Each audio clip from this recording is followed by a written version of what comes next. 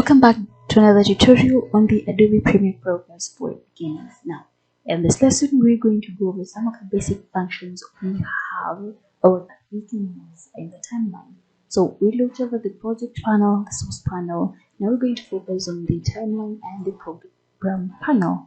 Now, the first thing you need to know is that any changes or any editing to your video, you'll be able to view them in your program panel.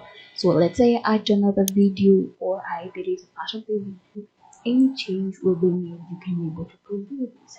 Now, the program panel is important because it helps you kind of keep up with what you edit and where you went wrong or what you like to do. Kind of gives you a chance to preview your edits in the timeline. Now, some of the basic tools you can use is this tool. Now, let's say you're working with a lot of media files. Here you have your video.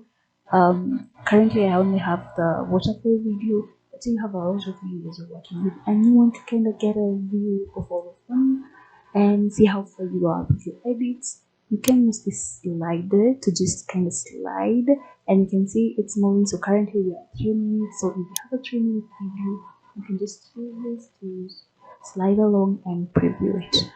Now again, you can use this button on your slider to kind of enlarge to expand or shorten your media file so you can see, and this will make it easy for you to do your edits. Another thing you can use is the hand tool. Now if you want to activate the hand tool, just press H and you have the hand tool, and using the hand tool you can move the timeline around so that you can get a better view of it.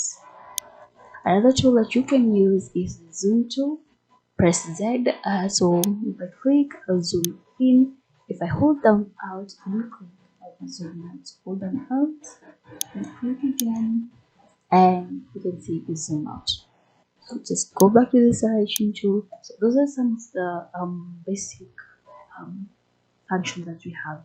Another one is if you like your timeline to fit, if you like your media to fit the timeline, all you have to do is press Shift Alt Z and this will switch your timeline to your media to the timeline.